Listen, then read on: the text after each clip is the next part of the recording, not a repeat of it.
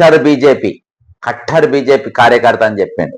ఓసారి ఇందాం అసలు ఆయన ఏం చెప్పిండు అనేది ఒకసారి ఆయన ఇందాము. ఒక 2-3 మార్పులు జరిగినాయి మిత్రమా. ఆ మార్పుల గల కారణాలు ఏంటంటే మనం ఒకసారి వింటే బాగుంటది.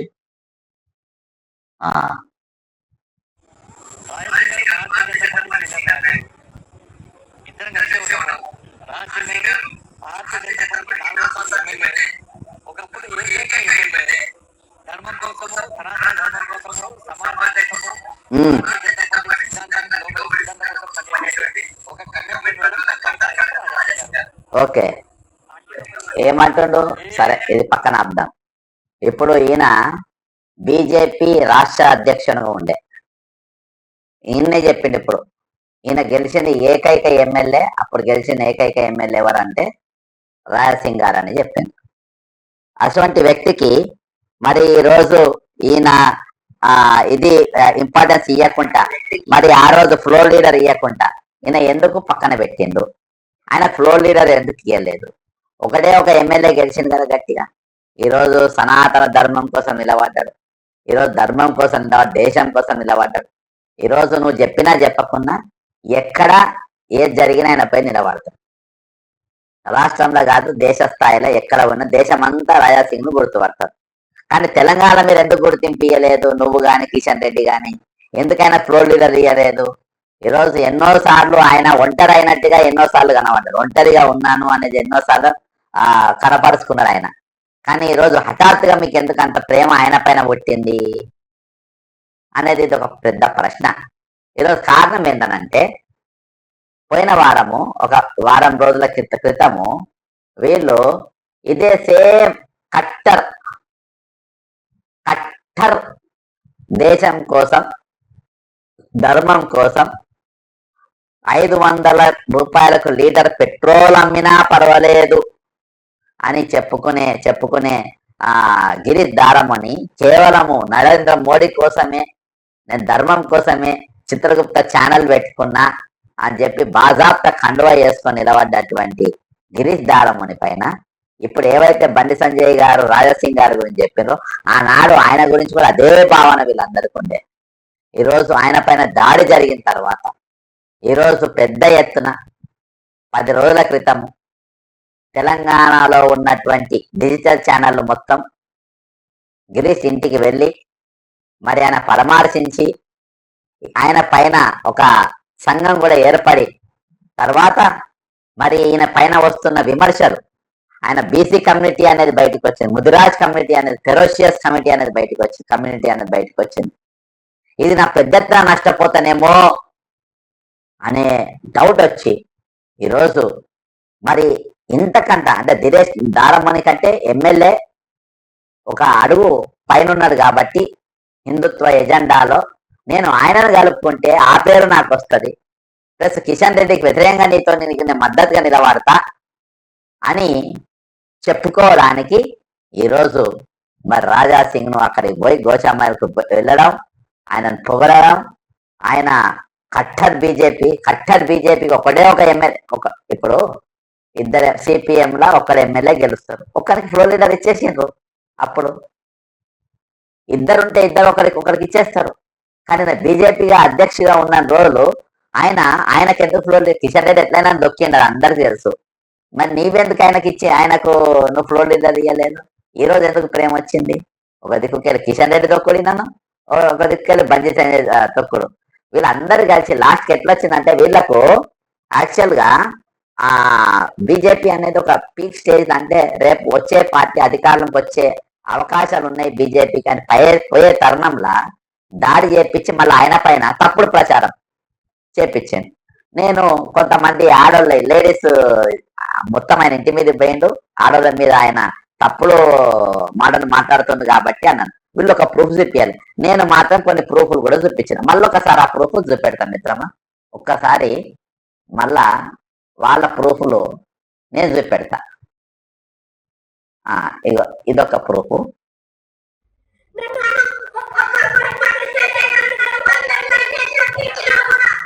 ఈమె నిర్మల్ జిల్లా అధ్యక్షురాలు.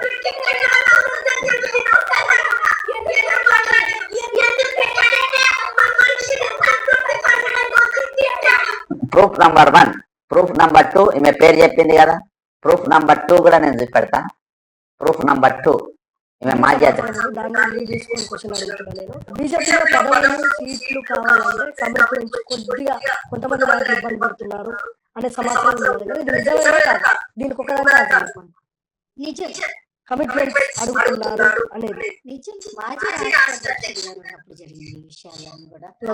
ఓకే, ఇక ముందు అవసరం లే, ఆల్రెడీ మనం వినిపించిన మీరు లింక్ చూసుకోవచ్చు.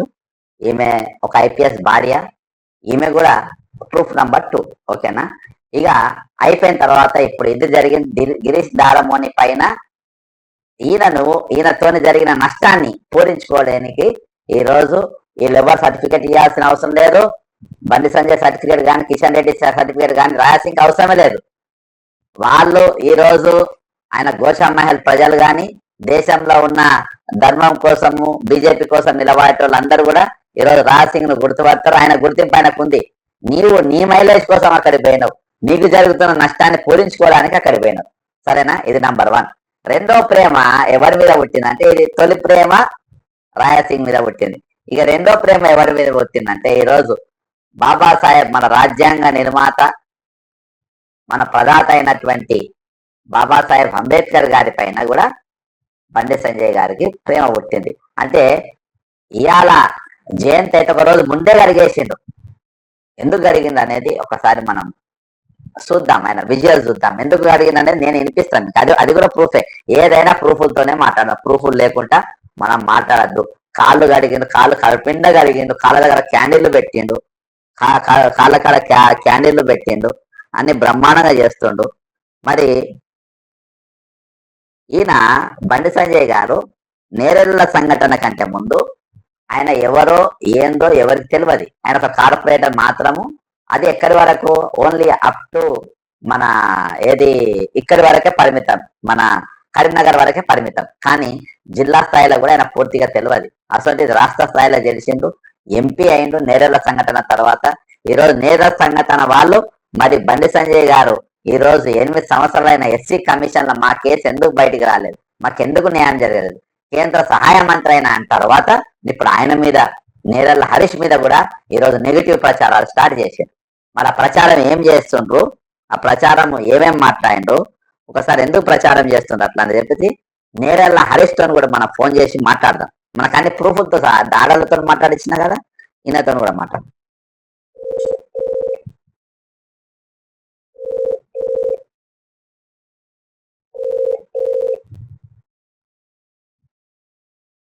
నమస్కారం అన్న. నమస్తే నమస్తే హరీష్. అన్న చెప్పండి. బాగున్నా హరీష్? బాగున్నాను, మీరు బాగున్నారన్నా? బాగున్నా హరీష్. ఎట్లుంది ఇప్పుడు మీ ఆరోగ్యం? ఎట్లుంటదన్నా, ఇక మా పరిస్థితి అంధకారమే.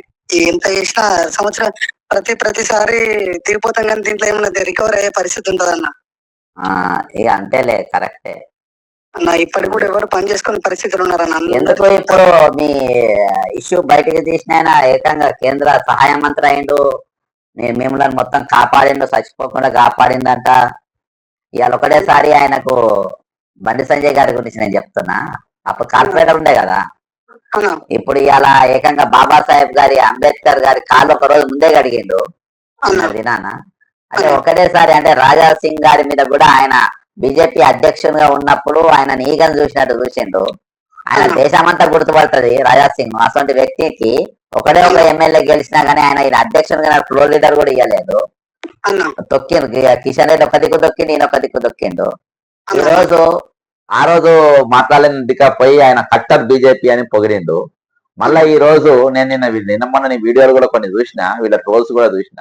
ఈ రోజు బాబాసాహెబ్ అంబేద్కర్ కాళ్ళు ఒకటేసారి ఆయన కాళ్ళు గడగడానికి గల కారణాలు ఏంటి ఏంటి అని నువ్వు నాకు గుర్తుకొచ్చిన ఒకటేసారి. ఏదో ఉన్నది దీని వెనక అనే మర్మం ఉన్నది, వెనక నీ మీద వీడియోలు కూడా అవుతున్నాయి, నువ్వు కూడా వీడియోలు చేసినావు. కారణం ఏం చెప్పగలుగుతావా? చెప్తానా. నేరెళ్ళ కేసు గురించి సంజయ్ అన్న దాదాపు 8 సంవత్సరాలుగా ఆయనతో తిరిగినాం. నేరెళ్ళ సంఘటన జరిగినప్పుడు ఆయన ముందు స్థాయిలో ఉన్నా అని చెప్పి ముందు స్థాయిలో ఉన్నాడు, కొట్లాడాడు, నేరెళ్ళ ఎస్సీ కమిషన్ తీసుకొచ్చిండు. అప్పుడు ఈయనతో పాటు కాంగ్రెస్ పార్టీ కానీ అన్ని ప్రతిపక్ష పార్టీలు ప్రతి ఒక్కరు, మానవ హృదయం అయితే ఎవరికైతే ఉంటుందో, మానవత్వం ఉంటుందో ప్రతి ఒక్కరు స్పందించారన్న. ఆ తరుణంలో మేము బలంగా నిలబడ్డాం. బలంగా నిలబడ్డ క్రమంలో మీకు న్యాయం చేస్తా, ఉమ్, మీకు ఎవరైతే మీపై దాడి చేసిన వాళ్ళపై చట్టపరమైన చర్యలు తీసుకున్నాక నేను నిద్రపోను, మీకు వెన్నంటే ఉంటా అని చెప్పేసి మాకు నమ్మకంగా మాటలు చెప్పిండు. ఉమ్, ఆ నమ్మకమైన మాటలు మేము 8 సంవత్సరాలు నమ్మినాము.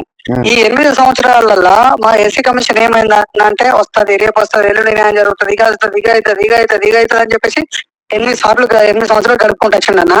ఈ 8 సంవత్సరాల్లో మొన్న రీసెంట్ గా నేను పోయి అడిగిన, అన్న మా పరిస్థితి ఏందన్నా, మరి ఎస్సీ కమిషన్ పరిస్థితి ఏంది, మాకు ఇంకెప్పుడు న్యాయం జరుగుతుంది, మరి ఇంకెన్ని సంవత్సరాలు అయితే మాకు న్యాయం జరుగుతుందని అడిగితే, నువ్వు రాసి పెట్టుకోపోయి ఊరికే 10 సంవత్సరాల నుంచి నేరల్ ఇష్యూ అంటున్నావు, నేరల్ ఇష్యూలో ఏం న్యాయం జరగదు, నువ్వు రాసి పెట్టుకో అని చెప్పేసి నాతో అన్న. ఉమ్, నేను ఒకటే అన్న, మరి ఈ విషయం మీద మరి అప్పుడే స్టార్టింగ్ చెప్తారు కదన్నా, ఇన్ని రోజులు తెప్పించుకొని ఇన్ని రోజులు చేసి ఇలా న్యాయం జరగాలంటే ఎట్లన్నా, మరి మా కుటుంబాల పరిస్థితి ఏందో, మా పరిస్థితి ఏందని అడిగిన. ఉమ్. అడిగితే నేనేం చేయాలి పోయి, నా డ్రైవర్లకు జీతాలు ఇచ్చే పరిస్థితుల్లో నేను మీకేం చేయాలని చెప్పేసాడు. ఆ, జీతం ఎందుకు? మీరు అడిగిన జీతం కాదు కదా. మీ న్యాయం అడిగితే జీతం అని అడుగుతున్నాను. ఇప్పుడు మొన్న ట్రోల్ చేసిన దాంట్లో కూడా మేము క్లియర్ గా నేను అడిగింది ఒకటే, నేరల్ల కేసు విషయంలో ఎస్సీ కమిషన్ కావాలని అడిగిన. ఆయన ఏమని చెప్పిస్తుండు బీజేపీలో కొంతమంది తోటి, ఉమ్, పైసలు ఇచ్చినావు అంటే, పైసలు నువ్వు బహిర్గతం ఇయ్యంగా నేను ఏ రోజైనా వస్తానన్నా, ఉమ్, నువ్వు మాకు సాయం చేస్తా అంటే ఏ రోజైనా నేను అడ్డుపడ్డానా, ఉమ్, నువ్వు మీడియా ముఖంగా చెప్తా అంటే నేను కాదన్నా. ఉమ్, నేను అడిగింది ఎస్సీ కమిషన్ రిపోర్ట్ బయట పెట్టమని చెప్తే పైసలు అని చెప్పేసి పూర్తిగా నేరల్ల కేసు విషయంలో ఎస్సీ కమిషన్ తప్పక పట్టే మీరు చేస్తున్నా. ఆ, ఆ రోజేమో నేరల బాధితులకు అన్యాయం జరిగింది, తడిగిరి ప్రయోగించిందని మొత్తం మమ్మల్ని వెంబడేసుకొని తిరిగి రాష్ట్ర వ్యాప్తంగా ఆయనకి ఏ రకంగా మళ్ళేద్దామో ఆ రకంగా తీసుకున్నాడు రాజకీయంగా. ఆ, మరి ఇలా మాకు న్యాయం చేసే విషయానికి వస్తే పైసల ప్రస్తావన ఎందుకు వస్తుంది? నీకు ఆ, పైసల ప్రస్తావన ఎందుకు వస్తుంది? ఆ, పైసలు మేము బహిర్గతంగా మా కుటుంబాలను ఆదుకుంటా అంటే మేము వద్దన్నామా, ఉమ్, లేకపోతే ఏ పార్టీ అని అడ్డుపట్టదా? ఉమ్, మాకు కావాల్సింది ఎస్సీ కమిషన్ రిపోర్టు. నువ్వే ఉన్నావు, నీకు తెలియకుండానైతే జరగదు. ఉమ్, నేరలకు పిలిపించిండు, ఎస్సీ కమిషన్ ఏర్పాటు చేసిండు. వాళ్ళు క్లియర్ గా నేరల్లో ప్రజా కొట్టు పెట్టి చెప్పారు, ఉమ్, బాధితులపై ఎవరైతే తాటిగిరి చేశారో విశ్వజిత్ కంపాటి ఐపీఎస్, ఎస్ఐ రవీందర్, ఇతర పోలీసు సిబ్బంది పైన ఉమ్, ఫస్ట్ వాళ్ళపైన SC and ST atrocity case నమోదు చేయాలి. ఉమ్, బాధితులు ఎవరైతే ఉన్నారో వాళ్ళ జీవితాలు అంధకారంగా ఉంటాయి కాబట్టి, పని చేసుకొని బతకలేరు కాబట్టి, ఉమ్, వాళ్ళ కుటుంబానికి 3 ఎకరాల భూమి, ఒక ప్రభుత్వ ఉద్యోగము, ఆర్థికంగా సాయం చేయాలని చెప్పేసి మాట్లాడారు. ఉమ్, నేను ఈ విషయాన్ని అడిగినప్పటి నుంచి 8 ఏళ్ల నుంచి ఎలాంటి రిపోర్ట్ లేదన్నా. ఆ, మొన్న 2-3 రోజుల కింద నేను బాగా బలంగా ప్రశ్నిస్తే ఆ, అంత మొన్న ఎస్సీ కమిషన్ తోటి హడావిడి ఒక రిపోర్ట్ రిలీజ్ చేశారు. ఆ రిపోర్ట్ లో ఏముందన్నా, గత 2017లో జరిగిన తర్వాత ఎస్సీ కమిషన్ రిపోర్ట్ ఎన్ని రోజులు పడతానో మనకు రిపోర్ట్ ఇవ్వడానికి? ఒక వారం రోజులు, వారం 10 ఒక రోజులు వారం 15 రోజులు, 45 days, 2 months అనుకుందామన్నా. ఇదంతే. అంటే 2 months అంటే 2017లో ఇచ్చే రిపోర్ట్ 2025లో ఇట్లా వచ్చింది రిపోర్ట్. ఉమ్, అంటే నువ్వు ఒక వీడియో నీకు వ్యతిరేకంగా ఒక మాట మాట్లాడితేనే నువ్వు అంతా బాధపడితే, మరి 8 మంది కుటుంబాలు సర్వనాశనమై నడవలేక, బతకలేక, సావలేక మేము మా జీవితాన్ని నిలదీస్తుంటే, ఉమ్, ఇలా నిన్న 2-3 రోజుల కింద కమిషన్ రిపోర్ట్ రిలీజ్ చేసి పోలీసుల యాక్షన్ తీసుకోవాలని ఇచ్చారు. ఆ కమిషన్ రిపోర్ట్ లా మాకు ఫేవర్ గా లేదన్న. అంటే మామూలుగా మా పోలీసుల యాక్షన్ తీసుకోమనే అంశాన్ని అయితే ఉన్నది, కానీ ఉమ్, సోషల్ మీడియాలో ఎస్సీ కమిషన్ కు ఉల్టా మాట్లాడుతున్నారు కాబట్టి అట్లా తీసుకుంటే చట్టపరిద్దాము మేము చర్యలు తీసుకుంటామంటే, మరి అదే ఎస్సీ కమిషన్ నేరల బాధితుల విషయంలో ఎంటర్ అయ్యి ఇంతవరకు ఎందుకు న్యాయం చేయలేకపోతుంది? సరే ఎస్సీ కమిషన్ అమ్ముడు పోలేదు అనుకుందాం మనం, ఉమ్, ఓకేనన్నా. ఇప్పుడు కేంద్రము పరిధిలో ఎస్సీ కమిషన్ ఉంటది, దానికి కాంగ్రెస్ కు సంబంధం ఉండదు, టీఆర్ఎస్ కు సంబంధం ఉండదు, ఇంకా వేరే ఎవరికి సంబంధం ఉంటది. ఇప్పుడు అప్పుడు నువ్వు కార్పొరేటర్ నేరల్ ఇష్యూ అయినప్పుడు కార్పొరేటర్ స్థాయిలో ఉన్నావు. ఉమ్, ఈ రోజు ఉమ్, కార్పొరేటర్ స్థాయి నుంచి కేంద్ర మంత్రి అయినావు. ఉమ్, నువ్వు కార్పొరేటర్ స్థాయిలో ఉన్నప్పుడు కరీంనగర్ తప్ప ఎవరు తెలియదు. ఉమ్, ఇలా కొంతమంది వీడియోలు చూపిస్తుండ్రు, ఇలా నేరల సంఘటన అయింది, బండి సంజయ్ లేకపోతే నేరల బాధితులు లేరని చెప్తుండ్రు. ఉమ్, ఈ విషయం వాస్తవమే, ఇది నేను 100% యాక్సెప్ట్ చేస్తా. అదే నేను చెప్పగలుగుతున్నాను నీ వేదిక ద్వారా, నేరల బండి సంజయ్ లేకపోతే నేరల బాధితులు లేరనేది ఎంత నిజమో, ఉమ్, నేరల ఇష్యూ లేకపోతే బండి సంజయ్ లేనాడు అనేది కూడా అంతే నిజం. అది వాస్తవం. అదే ఇలా ఆయన ఇది జగమెరిగిన సత్యం. తెలంగాణలో ఉన్న ప్రతి యువకునికి, ప్రతి అక్క చెల్లెలు అందరికీ తెలుసు. బండి సంజయ్ నేరల్ ఇష్యూ కాకముందు కార్పొరేటర్, నేరల్ ఇష్యూ అయిన తర్వాత కేంద్ర మంత్రి. ఇలా నేరల్ ఇష్యూలో బాధితులకు ఎండగా ఉన్నది ఎంత నిజమో, బండి సంజయ్ కి ఇలా కేంద్ర మంత్రి అవడానికి కూడా కారణం నేరల్ ఇష్యూయే. ఉమ్, మేము ఎక్కలేని స్టేజ్ లేదన్న, ప్రతి స్టేజ్ ఎక్కినాము, ఆయన కోసం ప్రచారం చేసినాము. 2 సార్లు ఎంపీ పోటీ చేస్తే, ఎమ్మెల్యే పోటీ చేస్తే ప్రతిసారి సంజయ్ కాపండి బల్ల గుర్తినట్టు చెప్పినాము. ఉమ్, మరి ఇలా మాతో కూడా నువ్వు కేంద్ర మంత్రి అయినావు కదా, అది ఎందుకు చెప్తలేవు? మరి ఉమ్, దాని గురించి కూడా చెప్పాలి కదా. ఉమ్, ఒక్కసారి నువ్వు డైరెక్ట్ కార్పొరేట్ నుంచి డైరెక్ట్ ఎంపీ అయిపోయినావా? అంతే కదా. కాలేదు కదా. తెలంగాణ సమాజం చూసిరు కదా. మేము కూడా ఇప్పటికి కూడా ఏం ఆయన మీద అబద్ధాలు చెప్పడానికి లేమన్నా. ఆయన నేరల్ లిస్టులో కష్టపడ్డాడు, తీసుకొచ్చిండు. మరి ఇవాళ నువ్వు ఎందుకు న్యాయం చేయలేకపోతున్నావు? నీకు ఎక్కడ అర్థమవుతుంది మాకు న్యాయం చేస్తే? ఎస్సీ కమిషన్ రిపోర్ట్ నువ్వు ఎందుకు బయట చేస్తే? నువ్వు అప్పుడు కార్పొరేటర్ స్థాయిలో ఉన్నావు, ఇప్పుడు ఎంపీ అయినావు, మంత్రి అయినావు. మంత్రి హోదాలో మళ్ళా ఈ ఐపీఎస్ లో మీద ఒక బాస్ అయినా, ఐపీఎస్ లో అందరికీ ఒక బాస్. నీ చేతిలో ఉంది ఇవాళ పవర్. ఎస్సీ కమిషన్ రిపోర్ట్ పెద్ద బాస్ అబ్బా. ఇప్పుడు ఆయన రాష్ట్రంలో హోంమంత్రి లేడు కాబట్టి, ముఖ్యమంత్రి హోంమంత్రి కాబట్టి ఇద్దరు కూడా ఇవాళ పెద్ద బాస్ లెక్కనే ఉన్నారు. మీరు ఇప్పుడు అయినా ఐపీఎస్ మీద బాస్ ఉన్నాడన్న, నీ చేతిలో పవర్ ఉంది. ఎస్సీ కమిషన్ రిపోర్ట్ నిన్న ఇవాళ ఎందుకు వచ్చింది? 2017 ఎందుకు రాలేదు? ఇవాళంతా సడన్ గా ఎందుకు వచ్చింది అంటే, ఈయన గురించి మంచిగా చెప్పి స్టేజ్ లెక్కి అన్న కాపాడి అంటేనేమో ఆ రోజు హరీష్ మంచోడు అయిండు. ఈ రోజు నేరల కేసులో ఎస్సీ కమిషన్ రిపోర్ట్ ఎటువైంది అంటే, హరీష్ లంగాయిండు, దొంగాయిండు, మొత్తం బ్లాక్ మెయిలర్ అయిండు. బ్లాక్ మెయిల్ రాజకీయాలు చేస్తుండే, నేను పైసలు తీసుకున్నాడు. ఇవన్నీ అన్న, నేను బ్లాక్ మెయిల్ రాజకీయాలు చేసి నేనేమన్నా రాష్ట్రానికి ముఖ్యమంత్రి అయ్యేది ఉన్నదా? లేకపోతే కేంద్రానికి ప్రధానమంత్రి అయ్యేది ఉన్నదా? నేను ఎమ్మెల్యే అయ్యేది ఉన్నదా? ఎంపీ అయ్యేది ఉన్నదా? నేనేం బ్లాక్ మెయిల్ రాజకీయాలు చేస్తానా? నాకు అన్యాయం జరిగిందని నీ దగ్గరకు వచ్చినాము. నీ దగ్గరకు వస్తే నువ్వు న్యాయం చేయాల్సింది పోయి అన్యాయం చేసిన వాళ్ళకంటే ఎక్కువ నువ్వు అన్యాయం చేస్తాయి. ఇలా మేము ప్రశ్నించొద్దా మరి? నేను అంతే కదా, నేను అడగొద్దా మరి? ఇంకా 8 ఏళ్ళు అవుతుంది, ఇప్పటికే చాలా లేట్ అయింది. 8 సంవత్సరాలకు ఒక కేసులో, ఇంత దేశవ్యాప్తంగా సంచలనం సృష్టించిన కేసులో ఇలా కేంద్రంలో మీరు అధికారం ఉండి మాకు ఎందుకు న్యాయం చేయలేకపోతారు? అది బహిర్గతం చేయాలి కదన్నా. న్యాయం చేస్తా అంటే మరి నిన్న ఎవరైనా అడ్డుకున్నారా? మరి ఆ విషయం కూడా చెప్పాలి కదా. ఇప్పటికి కూడా నేను సంజయ్ ఒకటి చెప్తున్నా, కేంద్రంలో మీరు అధికారం ఉన్నారు. ఎస్సీ కమిషన్ మీరు రిపోర్ట్ నామమాత్రంగా నిన్న మొన్న ఒకటి రిలీజ్ చేసి ఇక మా చేతులు అయిపోయిన దులుపుకునే పరిస్థితి లేదు. ఆ రోజు ఏవైతే మీడియా ముఖంగా ప్రజాకోట్లు ఏవైతే విషయాలు చెప్పారో ఆ రూపకంగా లెటర్ మాత్రం రావాలి, అంతే కదన్నా. ఇప్పుడు మీడియాలో ఒకటి చెప్పి నువ్వు లెటర్ ఒకటి రిలీజ్ చేస్తే ఎవరికి న్యాయం జరుగుతుంది? ఏమున్నది? ఒక్కసారి అందరు, నేను బీజేపీ కార్యకర్తలతో పాటు తెలంగాణ సమాజాన్ని కూడా అందరూ అడుగుతున్నా, మీడియా ముఖంగా ఏం చెప్పారు? ఎవిడెన్స్ పేపర్ ప్రకారంగా ఏమి ఇచ్చారు? కనీసం కొట్టిన ఎస్పీ విశ్వజిత్ కంపటి పేరు అలా మెన్షన్ చేయలేదు, ఎస్ఐ రవీంద్ర పేరు మెన్షన్ చేయలేదు, అలా అట్రాసిటీ కేసులు పెట్టాలని కూడా మెన్షన్ చేయలేదు. మరి ఎస్సీ ఎస్టీ అట్రాసిటీ చట్టము నామమాత్రంగా ఉంటుందా? ప్రజల కోసమే పనిచేస్తుందా? అంతే కదా. ప్రజల కోసం పనిచేసినప్పుడు మేము వాళ్ళ మీద అలిగేషన్ చేసినప్పుడు మీరు వచ్చి పూర్తి స్థాయి ఎంక్వైరీ చేశారు. మీరు కూడా వీడియో రికార్డ్ చేశారు. ఆ వీడియో రికార్డ్ ప్రకారం కొట్టిన పేరు మీద ఎస్సీ ఎస్టీ అట్రాసిటీ కేసు పెట్టి ఆ కమిషన్ రిపోర్ట్ విడుదల చేయాలి. కానీ ఆ బాధితులకు యాక్షన్ తీసుకుంటారు అని చెప్పేసి నామమాత్రంగా high level committee, SC commission ఇక్కడ వచ్చి ఎంక్వైరీ చేసిన తర్వాత ఇంకా హై లెవెల్ కమిటీ ఏందన్న ఎవిడెన్స్ మీరు కళ్ళ ముందు చూస్తుంది. అంతే. ఇప్పుడు దేశవ్యాప్తంగా ఉన్న నాయకులు ప్రతి ఒక్కరు, బీజేపీ వాళ్ళు, టీఆర్ఎస్ వాళ్ళు, కాంగ్రెస్ వాళ్ళు ప్రతి ఒక్కరు వచ్చి మా గాయాలు చూసిరు, మమ్మల్ని పరామర్శించారు. కుల సంఘాలు వచ్చినాయి, నాయకులు వచ్చారు, యువ సంఘ నాయకులు, ప్రతిపక్ష నాయకులు అందరూ వచ్చి చూసిరు కదా. మీ కళ్ళ ముందటే కదన్నా మా గాయాలు కనబడ్డది. మీరే కదన్నా ప్రత్యక్ష సాక్ష్యం అందరం. మరి ఇంత ప్రత్యక్ష సాక్ష్యం ఉండగా ఇంకా కోర్టులలో మమ్మల్ని ఇంకా చట్టాలల్లో ఇంకా కమిషన్ రిపోర్ట్లలో ఇంకా అబద్ధాలు రాయడం ఎందుకన్నా? అంతే కదా. నేను ఇదే బండి సంజయ్ ఇదే మీ వేదిక అడుగుతున్నా అన్న, తెలంగాణ ప్రజల సాక్షిగా, తెలంగాణ దళితుల పక్షాన నిజంగా నువ్వు నిలబడ్డట్టయితే, నువ్వు నిజంగా దళితుల మీద ప్రేమ ఉంటే, నిజంగా నీకు అంబేద్కర్ మీద ప్రేమ ఉంటే, నేరేళ్ల బాధితులమైన మాకు నువ్వు కేంద్ర ప్రభుత్వం నుంచి ఎట్లాంటి సాయం చేసి మాకు ఎస్సీ కమిషన్ రిపోర్ట్ తెప్పిస్తావో, తెలంగాణ అందరికి సమాజం దగ్గర పవర్ ఉంది, నీ పవర్ నువ్వు చేసి మాకు న్యాయం చేయి. మా దళిత సామాజిక వర్గాల చిన్న వాళ్ళ మీద నువ్వు మా మీద కక్ష సాధింపు చర్య చేస్తే నీకేం లాభం అవుతుంది? అంతే కదా. ఇప్పటికే మేము శారీరకంగా మానసికంగా అన్ని రకాలుగా ఓడిపోయి సహజం మేము ఒక శరీరాలు కనబడుతున్నాయన్నా, బతికే పరిస్థితి లేదన్నా. మా మీద నువ్వు ఇంకా దుష్ప్రచారం చేస్తానా నీకు మంచిది కాదు, నీ కుటుంబానికి కూడా మంచిది కాదు. మా కన్నీళ్లు, మా కలకాల, మా ఆవేదన, మా ఆక్రోశం అన్ని నీకు మంచిది కాదు. మీకు అన్యాయం చేసిన వాళ్ళందరూ ఇవి. అవును, నీకు మంచిగా చెప్పినప్పుడేమో హరీష్ మంచోడు అవుతాడు, నేను ప్రశ్నిస్తే హరీష్ చెడ్డోడు ఎట్లా అవుతాడన్నా? అంతే కదా. నువ్వు జవాబు చెప్పాలి కదన్నా. తెలంగాణ ప్రజల సాక్షిగా చెప్పు. నువ్వు నేరేళ్ల కేసులో నువ్వు చూసిన ఆధారాలతోటి చెప్పు. నువ్వు ఆ రోజు కొట్లాడినావు. ఇవాళ తెలంగాణ ముఖ్యమంత్రి రేవంత్ రెడ్డి గారికి నువ్వు ఒక బహిరంగ లేఖ రాయి. నేరేళ్ల బాధితులకు ఆ రోజు ప్రతిపక్షంగా హోదాలో ఉండి మనం అందరం పోయినాము, మనం అందరం గాయాలు చూసినాము, మనం అందరము బాధితుల పక్షాన్ని నిలబడ్డాము, ఇలా నేరేళ్ల బాధితులకు న్యాయం చేయాల్సిన బాధ్యత మనకుందని చెప్పి రేవంత్ రెడ్డి గారికి ఒక బహిరంగ లేఖ రాయి.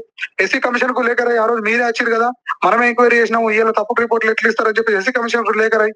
అమిత్ షా గారికి లేఖ రాయి. కేంద్ర హోంమంత్రి గారికి నేరేళ్ల బాధితుల్లో వాళ్ళని ఎస్పీ ఇట్లా తాటిగిరి ప్రయోగించడం వాళ్ళకి అన్యాయం జరిగింది సార్, వాళ్ళకి న్యాయం చేసే బాధ్యత మన కేంద్ర ప్రభుత్వం మీద ఉందని అమిత్ షా గారికి రాయి. నరేంద్ర మోడీ గారికి లెటర్ రాయి. మాకు న్యాయం చేస్తా అంటే అర్థనటోళ్ళు ఎవరు తెలంగాణలో? అంతే కదా.